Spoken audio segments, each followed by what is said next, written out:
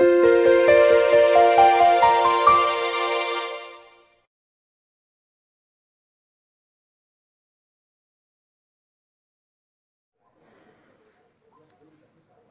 Dear students, आज हम लोग बात करेंगे क्लास 12 के पार्ट 2 की शेष हेडिंगों के बारे में, जिसमें हमने आपको बहुत सारी रिएक्शंस बताई। हेलो एल्केन्स के बारे में, हेलो एरिन्स के बारे में, SN1 के बारे में, SN2 के बारे में। आज कुछ हम लोग जो है शेष उन्हीं अपक्रियाओं को सीखेंगे जो इस चैप्टर में है। तो आइए देखा जाए कुछ जो शेष अपक्रिया हैं जो कि परीक्षा की दृष्टि से बहुत ही इम्पोर्टेंट हैं, जिसमें पहली रिएक्शंस है वोल्टेज अपक्रिया। वोल्टेज अपक्रिया ऐसी अपक्रियाएं होती हैं जिसमें किसी भी हेलो एल्केन के या फिर हेलो एरिन की अपक्रिया सोडियम धातु के साथ शुष्क ईथर की उपस्थिति में अपक्रिया कराते हैं, जिससे हमको क्या प्राप्त होता है? एल्केन प्राप्त होता है। तो समीकरण देखा जाए, आइए देखते हैं। वोल्टेज अपक्रिया हमने बताया, वोल्टेज अपक्रिया ऐसी अपक्रिया होती है जिसमें किसी भी हेलो एल्केन को सोडियम धातु के साथ शुष्क ईथर की उपस्थिति में अपक्रिया कराते हैं तो हमको क्या प्राप्त होता है? एल्केन प्राप्त होता है। तो इस तरीके से वोल्टेज ने एल्केन प्राप्त किया था हेलो एल्केन से, जिसके कारण इस अपक्रिया को क्या कहा गया? वोल्टेज अपक्रिया। अगर यहीं पर यहाँ पे जो हमने हेलो एल्केन लिया है, हेलो एल्केन की जगह अगर हेलो एरिन ले लेते हैं, यानी यहाँ पर हम कोई भी बेंजीन रिंग ले लेते हैं, तो जब बेंजीन रिंग ले लेंगे तो यहाँ पर आपको जो है एल्केन की जगह एरिन प्राप्त हो जाएगा। तो इस तरीके की जो अपक्रिया होगी इसको हम कहेंगे वोल्टेज फिटिंग अपक्रिया। ठीक है, तो रिएक्शन समझ में आ गई, यानी C2H5Br bromo ethane, halo alkane bromo ethane. इसकी अपक्रिया किसके साथ? सोडियम धातु के साथ। किसकी उपस्थिति में? शुष्क ईथर यानी ड्राई ईथर की उपस्थिति में अपक्रिया कराते हैं तो हमको ब्यूटेन प्राप्त होता है, यानी हेलो एल्केन एल्केन प्राप्त होता है और सोडियम ब्रोमाइड। तो इस तरीके से ये अपक्रिया क्या होती है? वोल्टेज अपक्रिया कहलाती है। ठीक है, क्लियर है। अब हम दूसरी अदर रिएक्शंस की बात करें तो दूसरी जो अदर रिएक्शंस है वो है फ्रैंकलैंड अपक्रिया। कौन सी? फ्रैंकलैंड अपक्रिया। तो फ्रैंकलैंड अपक्रिया की अगर हम बात करें तो इसमें जहाँ पे आप सोडियम लिए थे वहाँ पर आप जो है क्या ले लीजिए? जिंक ले लीजिए। तो इसकी अपक्रिया अर्थात फ्रैंकलैंड ने क्या किया कि एथिल ब्रोमाइड का जिंक चूर्ण के साथ अपक्रिया कराया तो आपको डाईएथिल जिंकाइड प्राप्त हुआ या डाईएथिल जिंक प्राप्त हुआ और जेडियन ब्रोमाइड प्राप्त हुआ। तो इस तरीके से ये अपक्रिया जो होगी फ्रैंकलैंड अपक्रिया कहलाएगी, क्योंकि ये अपक्रिया किसने दिया था? फ्रैंकलैंड ने दिया था। यानी फ्रैंकलैंड ने क्या कहा था कि यदि हम हेलो एल्कीन की अपक्रिया जिंक चूर्ण के साथ कराते हैं तो हमको डाईएथिल जिंक प्राप्त होता है। तो इस तरीके से ये अपक्रिया फ्रैंकलैंड अपक्रिया कहलाती है। तो ये इसकी केमिकल रिएक्शन हो जाएगी। ठीक, अब इसके बाद तीसरी जो रिएक्शंस की हम बात करें, फ्रेडल क्राफ्ट्स अपक्रिया। फ्रेडल क्राफ्ट्स अपक्रिया परीक्षा में अक्सर पूछी जाती है, तो परीक्षा की दृष्टि से ये जो तीसरी पॉइंट्स है ये महत्वपूर्ण है, इसको आप अच्छे से तैयार करेंगे। फ्रेडल क्राफ्ट्स अपक्रिया ऐसी अपक्रिया होती है जिसमें हेलो एल्केन की किसी भी एरोमेटिक के साथ, किसकी? हेलो एल्केन की किसी भी एरोमेटिक के साथ अपक्रिया कराते हैं तो एल्केन और एरोमेटिक आपस में जुड़ करके हाइड्रोजन हैलाइड अलग कर देते हैं। तो इस तरीके की अपक्रिया फ्रैंकलैंड के द्वारा दी गई, जिसके कारण इसको हम लोग जो है फ्रैंकलैंड अपक्रिया कहते हैं। अगर हम इसकी केमिकल रिएक्शन देखें तो R की जगह आप क्या कर सकते हो? CH3 कर लीजिए और यहाँ पे Cl या Br कुछ भी आप कोई भी हेलोजन लगा सकते हैं और यहाँ पर आप बेंजीन रिंग बना सकते हो ऐसे करके और ये अच्छा हो जाएगा। ठीक है, तो ये बेंजीन रिंग हो गई। तो यहाँ से इसको आप निकाल देंगे, कैटालिस्ट आपका निर्जल एल्युमिनियम क्लोराइड होगा और जब इसको निकाल देंगे तो ये CH3 यहाँ पे जुड़ जाएगा। तो इस तरीके से बेंजीन रिंग से आपका CH3 ऐड हो जाएगा। ठीक है, तो ये आपका टॉलुइन हो जाता है। क्या जाता है? टॉलुइन। तो इस तरीके की अभिक्रिया किसके द्वारा दी गई थी? फ्रीडल क्राफ्ट्स के द्वारा दी गई थी। तो ये आपकी फ्रीडल क्राफ्ट्स अभिक्रिया कहलाती है। ठीक, ओके। अब हम लोग बात करेंगे कुछ अन्य हैलाइडों के बारे में, जिसमें हम देखेंगे, इसके पहले हमने आपको वीडियो में बताया कि चाहे वो एल्केन हो चाहे एरिन हो, यदि उससे एक हैलोजन परमाणु जुड़ता है तो उसको मोनो हैलोजन या मोनो हैलो एल्केन्स या मोनो हैलो एरिन्स के नाम से जाना जाता है। ठीक है, अब हम लोग बात करेंगे चाहे वो एल्केन हो चाहे एरिन हो। तो एल्केन एरिन के जब दो हाइड्रोजन को किसी भी दो हैलोजन परमाणु द्वारा प्रतिस्थापित करके जब हम संरचना प्राप्त करते हैं, जो भी संरचना प्राप्त करते हैं, तो उसको हम डाई हैलोजन कहते हैं। तो डाई हैलोजन में हम प्रकार की जब बात करेंगे तो इसमें भी हम देखेंगे, हो सकता है कि जो दो हैलोजन परमाणु हैं वो किसी एक ही कार्बन से जुड़े हों, या फिर दो हैलोजन परमाणु दो भिन्न कार्बन से जुड़े हों। तो हम उनको क्या कहेंगे, तो आइए इस टॉपिक पर चर्चा करते हैं। तो डाई हैलोजेंस ऐसे हैलोजेंस होते हैं जिसमें एल्केन या एरिन के किसी भी दो हाइड्रोजन को हटा करके जब दो हैलोजन परमाणु जुड़ जाते हैं तो उसको हम डाई हैलोजन कहते हैं। ठीक है, अब डाई हैलोजन के जब हम प्रकार की बात करेंगे तो डाई हैलोजन हमारा दो प्रकार का होता है। पहला क्या होता है? जेमिनल हैलाइड, और दूसरा जो होता है वेसिनल हैलाइड। तो उसको शॉर्ट फॉर्म में जेम हैलाइड और दूसरा जो इसका है विस हैलाइड।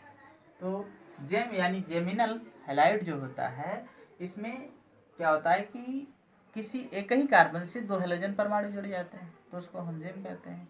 यानी जो समान हैलोजन परमाणु है किसी एक कार्बन से जब जुड़ता है तो उसको हम जेमिनल कहते हैं। जेम का मतलब होता है सेम साइड। और वेसिनल की मतलब बात करेंगे तो डिफरेंट होता है, भिन्न होता है। तो इसमें क्या होगा कि जब जो दो हैलोजन परमाणु होते हैं वो दो भिन्न कार्बन से जुड़े होते हैं तो उसको हम वेसिनल कहते हैं। तो आइए कुछ एग्जांपल लेकर चर्चा करें। जेमिनल हैलाइड की अगर हम बात करें परिभाषा की, तो ऐसे हैलाइड जिसमें दो हैलोजन परमाणु किसी एक ही कार्बन से जुड़े होते हैं तो उसको हम कहते हैं जेमिनल हैलाइड या जेम हैलाइड कहते हैं। जैसे देखा जाए तो CH3 सिंगल बॉन्ड CH और इसी से दो हमारा Cl परमाणु जुड़ा हुआ है। तो दो जो Cl परमाणु जुड़ा है एक ही कार्बन से जुड़ा है, तो जब एक ही कार्बन से जुड़ा है तो इसको आप कहेंगे क्या? Geminal halide. एग्जाम्पल स्वरूप एथिलीन डाई क्लोराइड, दो कार्बन को आप एथिन कहते हैं तो एथिलीन हो जाएगा, और दो बार Cl जुड़ा है तो क्लोराइड भी कह सकते हैं। और भी एग्जाम्पल देखा जाए तो CH3 C सिंगल बॉन्ड ऊपर Cl नीचे Cl आगे CH3। तो इसमें आप देखेंगे तीन कार्बन है, ये प्लस आकृति का है तो इसको आप आइसोफॉर्म भी कह सकते हैं। तो इसका नाम हो जाएगा आइसोप्रोपिलीन क्लोराइड, आइसोप्रोपिल क्लोराइड डाइक्लोराइड होगा, क्योंकि Cl आपका कितना है? दो, तो आइसोप्रोपिल डाइक्लोराइड हो जाएगा। ठीक है, अब इसके बाद हम विष की बात करेंगे। तो विष का हमने मतलब बताया कि वो डिफरेंट होता है, भिन्न भिन्न होता है। तो यानी जब दो हैलोजन परमाणु किसी भी दो कार्बन से जुड़ा होता है तो उसको हम वेसिनल कहते हैं। एग्जाम्पल स्वरूप देखा जाए तो CH2 सिंगल बॉन्ड Cl, फिर आगे single bond CH2 single bond Cl। तो इस तरीके से एक कार्बन से एक Cl, दूसरे कार्बन से दूसरा Cl। तो यहाँ पर दो भिन्न कार्बन से Cl जुड़ा है, इसलिए इसको हम क्या कहेंगे? वेसिनल हैलाइड कहेंगे। और एग्जाम्पल अगर हम देखें तो यहाँ पर देखा जाए तो CH3 CH single bond C, फिर single bond CH2 single bond Cl। तो यहाँ पर देखा जाए कि एक CH से एक Cl, एक CH2 से एक Cl, तो दो भिन्न कार्बनों से दो Cl जुड़े हैं, जिसके कारण इसको हम कहेंगे वेसिनल हैलाइड। ठीक है, क्लियर? ठीक, ओके। अब हम आगे बात करेंगे ट्राई हैलोजन व्युत्पन्न यानी ट्राई हैलोजन डेरिवेटिव्स की। तो ट्राई हैलोजन डेरिवेटिव्स जैसे हमने बताया mono halogen derivatives, di halogen derivatives, वैसे ही ट्राई हैलोजन डेरिवेटिव्स होगा, जिसमें हम देखेंगे कि इसके पहले एक हाइड्रोजन परमाणु था, फिर 2 था, अब 3 हाइड्रोजन परमाणु जब कार्बन से जुड़ जाएंगे तो उसको हम कहेंगे try hydrogen derivatives. Try hydrogen derivatives को हम एक और नाम से जानते हैं जिसको हम हैलोफॉर्म अपक्रिया भी कहते हैं। तो हैलोफॉर्म अपक्रिया में हमारा 2 जो कंपाउंड है वो सबसे महत्वपूर्ण होता है, जिसमें होता है पहला होता है क्लोरोफॉर्म, दूसरा होता है आइडोफॉर्म। तो ये 2 महत्वपूर्ण यौगिक होते हैं। वैसे होने के लिए तो आपका आइडोफॉर्म होता है, ब्रोमोफॉर्म होता है, तो होने के लिए होता है तो उसमें आप सिर्फ 2 ही बढ़िया से तैयार करिएगा, जिसमें जो 2 मुख्य हैं, पहला है क्लोरोफॉर्म, दूसरा है आइडोफॉर्म। अपक्रिया के बारे में, तो आइडोफॉर्म अपक्रिया या क्लोरोफॉर्म अपक्रिया में हम बात करें परिभाषा की है ट्राई हैलोजन की, तो ऐसे एल्केन जिनमें 3 हाइड्रोजन को 3 हैलोजन परमाणुओं द्वारा प्रतिस्थापित करने पर जो संरचना प्राप्त होती है उसको हम कहते हैं हैलोफॉर्म या फिर ट्राई हैलो एल्केन कहते हैं। तो ट्राई हैलो एल्केन में 2 कंपाउंड सबसे महत्वपूर्ण है, जिसमें हैलोफॉर्म अपक्रिया क्लोरोफॉर्म अपक्रिया और आइडोफॉर्म अपक्रिया। तो क्लोरोफॉर्म में हमने आपको क्लोरोफॉर्म बहुत सारी बार बताया होगा। क्लोरोफॉर्म का जो सूत्र होता है वो होता है CH Cl3। आइडोफॉर्म का जो सूत्र होता है CHI3। ठीक है। तो जैसे हमने आपको पूर्व की कक्षाओं में क्लास 10th में भी, क्लास 11th में ये क्लोरोफॉर्म के बारे में बताया। मेथेन का क्लोरीनीकरण अपक्रिया आपको याद होगी। तो मेथेन का क्लोरीनीकरण में हमने आपको बताया कि जब मेथेन का सूर्य के प्रकाश की उपस्थिति में क्लोरीन अणु के साथ अपक्रिया कराते हैं तो उसमें एक क्लोरीन जुड़ता है, एक हाइड्रोजन हटता है, एक क्लोरीन जुड़ता है, एक हाइड्रोजन हटता है। तो इस तरीके से हमको जो है क्लोरोफॉर्म प्राप्त हो जाता है। और भी तरीके हैं क्लोरोफॉर्म बनाने की, बट हम आपको बता रहे हैं कि जो पूर्व की कक्षाओं में आप अध्ययन कर चुके हैं वहाँ पर भी आप हैलोफॉर्म अपक्रिया क्लोरोफॉर्म अपक्रिया दिखा सकते हैं। जैसे देखा जाए CH4 प्लस Cl2, उपस्थिति किसकी रहेगी, सनलाइट की। तो जब एक हाइड्रोजन हटाएंगे यहाँ से तो ये Cl जुड़ जाएगा, CH3Cl प्लस HCl, फिर CH3Cl प्लस Cl2, फिर अपक्रिया कराएंगे तो CH2Cl2 हो जाएगा प्लस HCl हो जाएगा। फिर आप CH2Cl2 प्लस Cl2 से अपक्रिया कराएंगे, एक Cl जुड़ जाएगा तो ये जगह CHCl3 प्लस Cl। यहाँ पर आप देख रहे हैं कि CHCl3 प्राप्त हो गया, यानी एक कार्बन से 3 हाइड्रोजन परमाणु जुड़ गया, तो इसको आप क्या कहेंगे, क्लोरोफॉर्म। तो ये अपक्रिया आप पूर्व की कक्षाओं में पढ़ चुके हैं। ठीक है। तो अब आगे हम बात करेंगे आइडोफॉर्म की। तो जैसे आपने क्लोरोफॉर्म किया वैसे आप आइडोफॉर्म भी बना सकते हैं। ठीक है। तो अब हम हैलोफॉर्म अपक्रिया की बात करेंगे। हैलोफॉर्म अपक्रिया का प्रयोगशाला में निर्माण कैसे होता है। तो आइए देखा जाए हैलोफॉर्म अपक्रिया का निर्माण प्रयोगशाला में कैसे किया जाता है। तो उसके लिए हम क्या करते हैं कि सबसे पहले एक गोल पेदी का फ्लास्क लेते हैं। उस गोल पेदी के फ्लास्क में 500 ml जल होता है, 25 ml एथिल अल्कोहल होता है, 10 ml कैल्शियम ऑक्सीक्लोराइड होता है। इसके बाद फ्लास्क में लेकर के उसको स्टैंड में व्यवस्थित कर देते हैं और बर्नर की सहायता से जब धीरे धीरे गर्म करते हैं तो इसमें फ्लास्क में उपस्थित मिश्रण आपस में क्रिया करके जल वाष्प और क्लोरोफॉर्म बनाते हैं। तो जिसको निकास नली के सहारे कंडेंसर में प्रवाहित करते हैं शीतलक में, जहां पर ये क्या करता है कि नीचे से जल ऊपर से गिरता रहता है फ्लोर बन के। ये क्या करता है, गर्म वायु को ठंडा कर देता है, जिससे जल ऊपर और क्लोरोफॉर्म नीचे की तरफ प्राप्त हो जाता है। तो इस तरीके से हम प्रयोगशाला में क्लोरोफॉर्म प्राप्त कर लेते हैं। एक बार पुनः सर्वप्रथम एक गोल पेदी का फ्लास्क लेते हैं।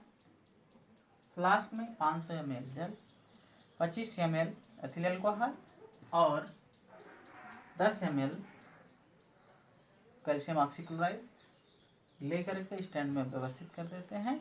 बर्नर की सहायता से धीरे धीरे जब हम गर्म करते हैं तो ये मिश्रण आपस में अभिक्रिया करके जलवाष्प और क्लोरोफॉर्म बनाते हैं, जिसको निकास नली के सहारे कंडेंसर से हम रिसीवर में एकत्रित कर लेते हैं। तो इस तरीके से प्रयोगशाला में हम क्लोरोफॉर्म बनाते हैं। तो इसकी कुछ सामान्य सी रिएक्शन हमने यहाँ पे दिया है।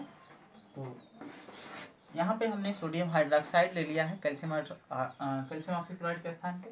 तो आप ये भी रिएक्शन दे सकते हो, या फिर सोडियम हाइड्रोक्साइड के स्थान पे आप जो है कैल्शियम ऑक्सीक्लोराइड ही दे सकते हो। ठीक है, तो आई थिंक ये आपको समझ में आ गया होगा, बना लीजिएगा।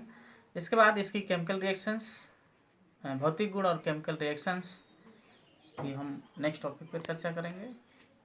ठीक।